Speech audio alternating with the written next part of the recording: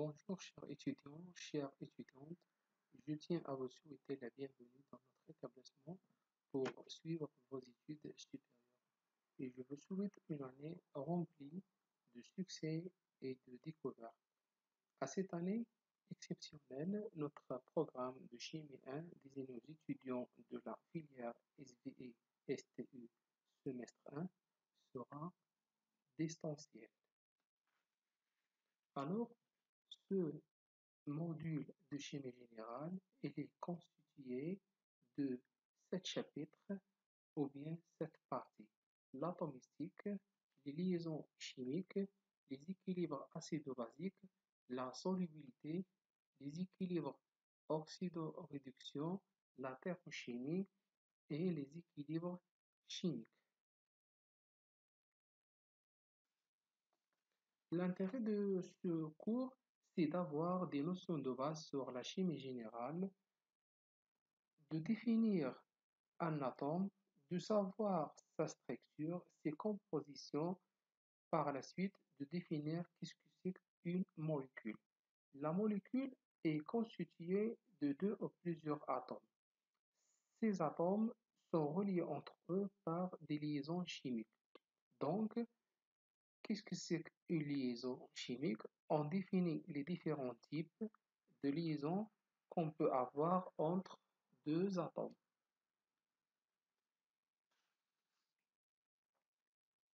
Commençons notre cours par la partie ou bien par la première partie atomistique. Dans cette partie, on va voir les caractéristiques de l'atome, les modèles classiques de l'atome, les notions de la mécanique quantique ou ondulatoire et la classification périodique des éléments chimiques. Maintenant, en ce qui concerne la matière, on peut la décrire à deux types ou bien à deux niveaux, c'est-à-dire le macroscopique qui concerne la partie observable et mesurable à notre échelle, ensemble des molécules, des atomes ou des ions, et microscopique qui concerne les particules réelles, molécules, atomes ou ions. Donc, la matière est formée à partir des grains ou bien des particules élémentaires appelées atomes qui diffèrent par leur structure et leur masse. Chaque espèce d'atome est appelé élément et désigné par un symbole. En général, ou bien généralement, au total, il existe 118 éléments chimiques qui ont été observés, de numéros atomiques de 1 à 118. Parmi eux, il existe 94 éléments ont été identifiés sur Terre dans le milieu naturel et les atomes restants sont artificiels, c'est-à-dire créés par l'homme. À titre d'exemple, on aura l'oxygène qu'on symbolise par O, le chlore par Cl, le cuivre par Cu, l'or par Au. Il y a d'autres éléments, par exemple, à titre d'exemple, des éléments artificiels, on aura le plutonium qu'on symbolise par Pu, on a le polonium qu'on symbolise par Pm, on a le francium qu'on symbolise par Fr. Il y a plusieurs éléments artificiels. Maintenant, concernant la structure de l'atome, donc l'atome est la plus petite particule capable de conserver les propriétés de la matière. Elle est électriquement neutre, comportant une partie centrale, le noyau, chargé positivement et constitué de deux types de particules, les protons et les neutrons, appelés nucléons, où est centrée pratiquement toute sa masse, autour duquel est gravitent des charges négatives appelées les électrons.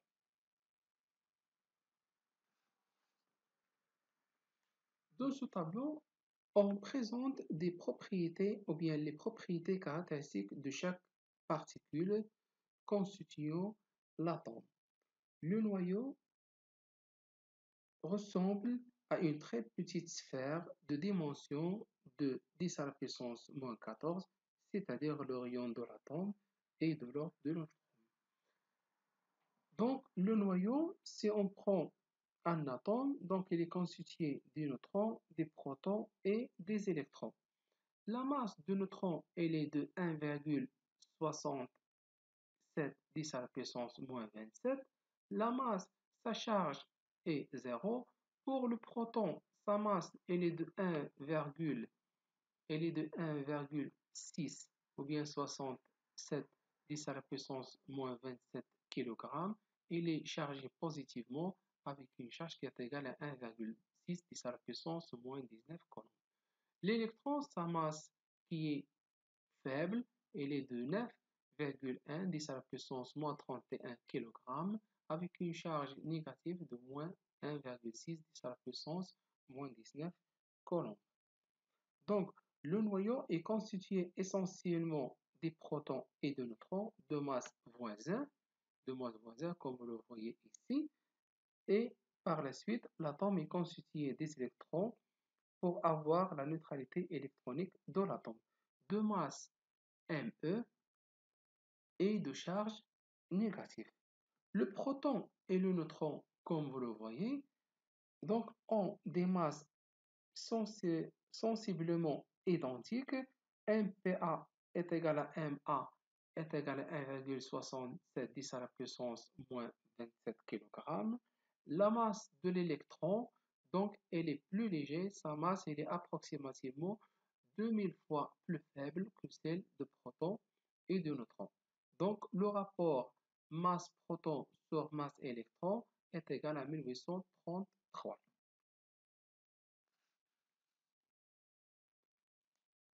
D'une façon générale, on représente un atome, ou bien un élément chimique par la notation suivante C, X, A, Z. Et il se caractérise par deux nombres, c'est le A, nombre de masse, et le Z, le numéro atomique. Avec X, c'est le symbole chimique de l'élément correspondant souvent à la première lettre de nom de l'atome. À cette notation, il y a des exceptions. Par exemple, on a l'oxygène, elle est notée O, le carbone, elle est symbolisé par C, le phosphore, elle est symbolisé par P, le soufre, elle est symbolisé par S.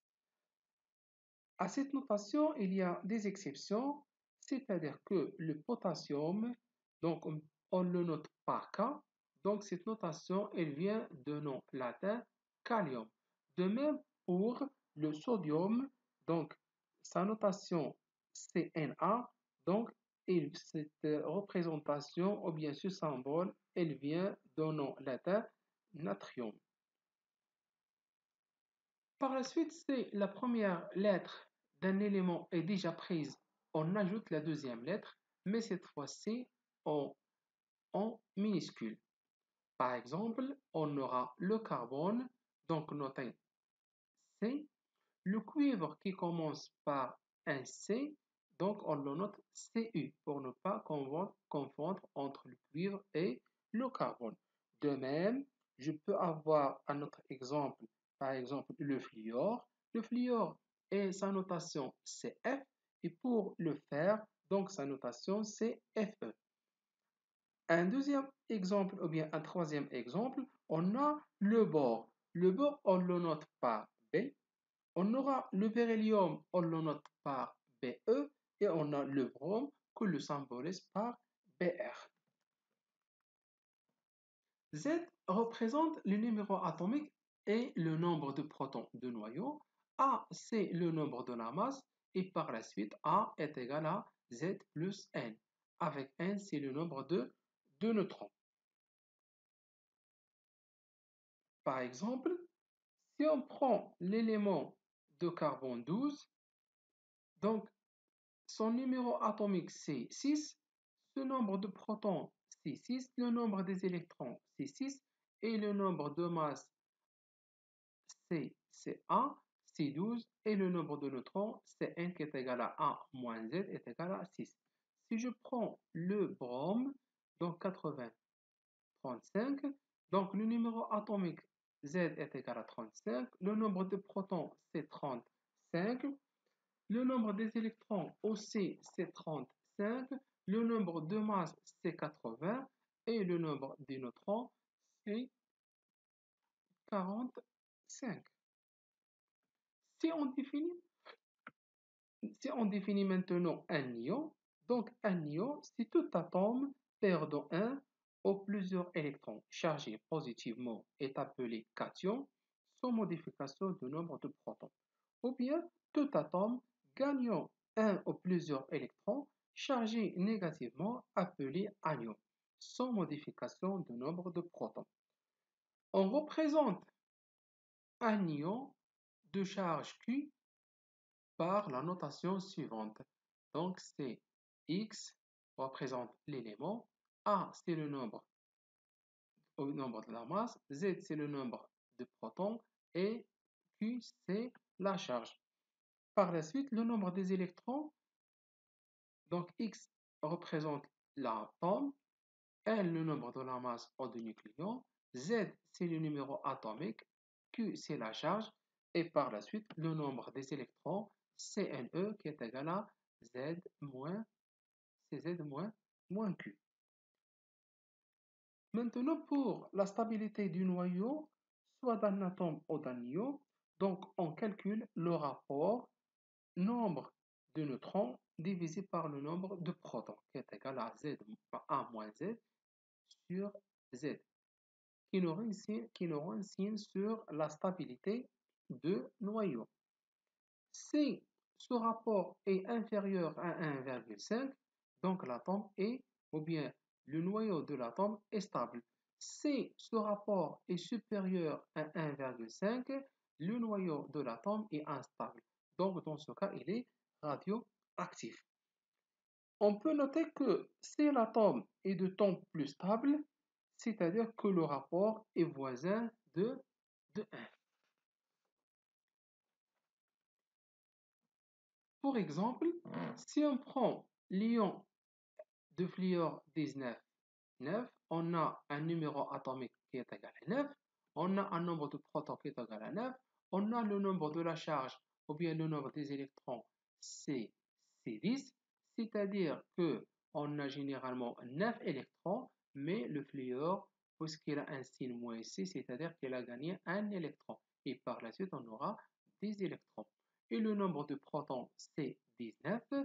Pour le nombre de neutrons, donc c'est C10 qui est égal à le nombre de la masse moins le nombre de protons. Donc c'est 19 moins 9.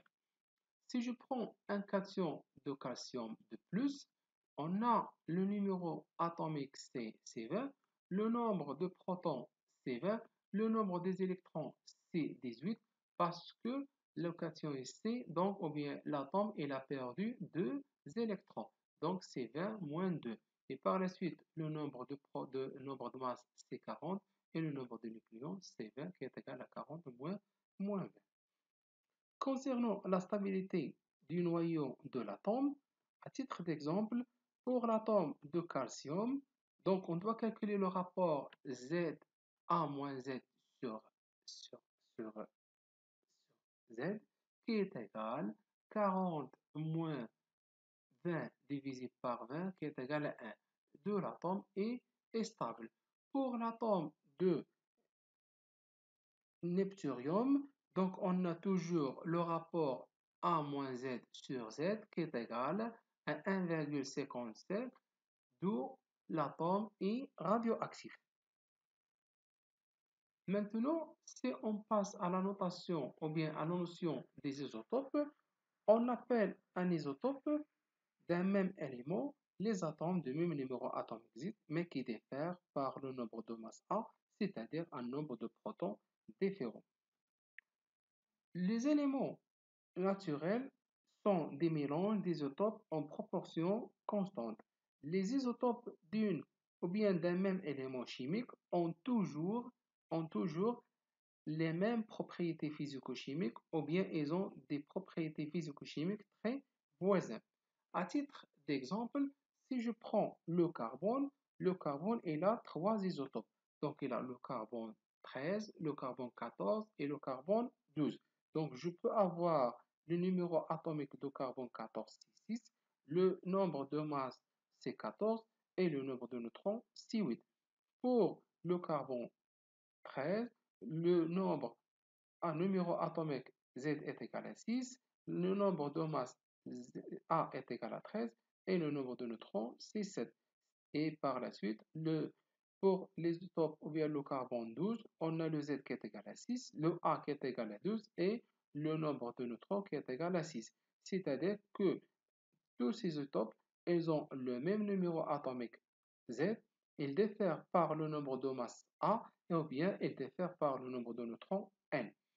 On aura de la même manière l'hydrogène, donc il contient trois isotopes, c'est-à-dire l'hydrogène avec 1, le deutérium c'est de 1 ou bien le tritium avec 3, 3, 1. De même, je peux avoir l'oxygène qui contient trois isotopes, donc l'oxygène 16, l'oxygène 17 et l'oxygène 18. À l'état naturel, les éléments chimiques se trouvent sous la forme d'un mélange d'isotopes dont les abondances relatives, notées AE, restent constantes.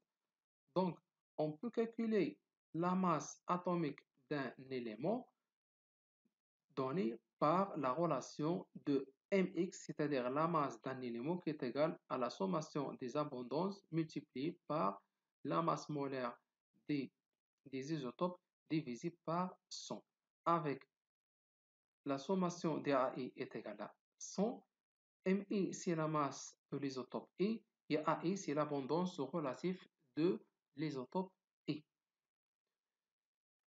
Si on observe notre tableau ici, donc on représente trois types d'éléments. On a l'élément de carbone, l'élément d'oxygène et l'élément d'hydrogène.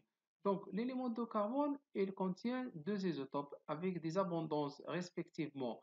Donc, ou bien l'abondance, le carbone 12 avec une abondance de 98,89 et le carbone 13 avec une abondance de 1,11. Par la suite, si je calcule la masse molaire de carbone en appliquant la relation suivante, c'est-à-dire que la masse molaire de carbone est égale à l'abondance de carbone 12 fois la masse molaire de carbone 12 plus l'abondance de carbone 13 fois la masse molaire de carbone 13 divisé par 100 qui est égal à 12 grammes par mol.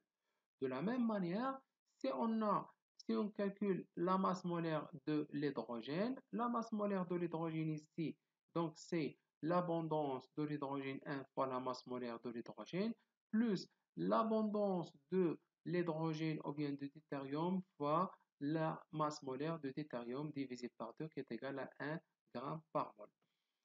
Et pour le troisième élément, l'oxygène, donc sa masse molaire est égale à l'abondance de l'oxygène 16 multiplié par la masse molaire de l'oxygène 16 plus l'abondance de l'oxygène 17 fois sa masse molaire 17 plus l'abondance de l'oxygène 18 fois sa masse molaire qui est égale à 18 divisé par 100 qui est égal à 16.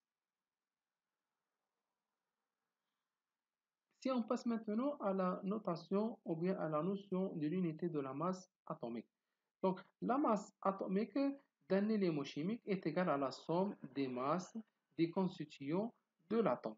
C'est-à-dire, on a la masse d'un atome est égale à la masse d'un électron multiplié par le nombre des électrons, plus la masse de protons multiplié par le nombre des protons, plus la masse de neutrons multiplié par la masse de neutrons.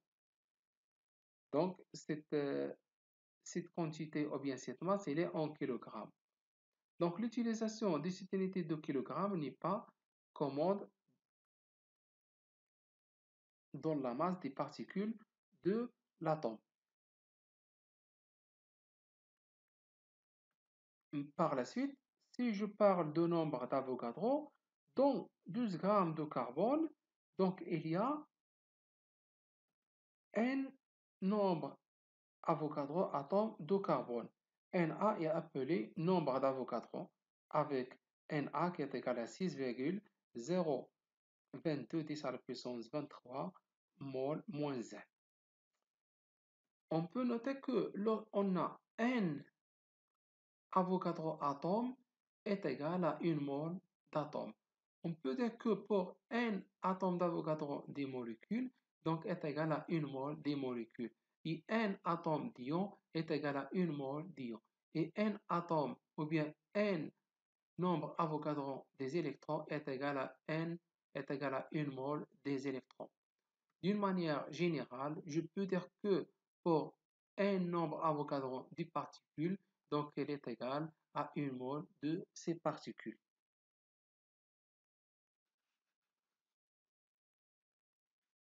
Donc, la mole est la quantité de matière contenant autant d'atomes que ceux présents dans 12 grammes de carbone 12.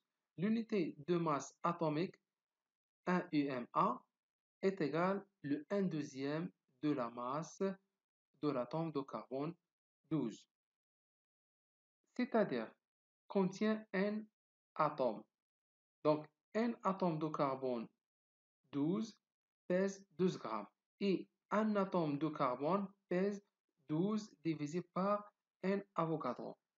Alors, par une relation simple, donc je peux dire que l'unité une unité de masse atomique est égale à 1 deuxième fois 12 divisé par Na, qui est égal à 1 sur Na, qui est le nombre d'Avogadro.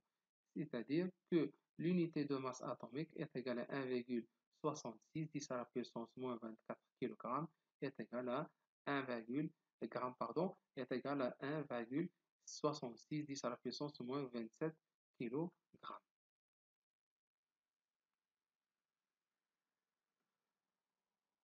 Donc, on peut noter aussi que pour la masse de protons, qui est égale à 1836 la masse de l'électron, donc elle est égale à 1,0073 UMA. Et la masse de neutrons, qui est égale à 1839 masse de l'électron, est égale à 1,0087 UMA. Par la suite, on peut dire que l'énergie elle est représentée par l'unité électron-volt, symbolisée par EV, c'est une unité de mesure de l'énergie. D'une manière générale, on peut dire que 1 électron-volt donc est égal à 1,6 10 à la puissance moins 19 joules. De même pour la distance, donc il a l'unité de nanomètre, notée nm ou bien l'angstrom, CA sont les unités de mesure à l'échelle atomique. Et par la suite, un angstrom est égal à 10 à la puissance moins 10 mètres est égal à 0,1 nanomètre.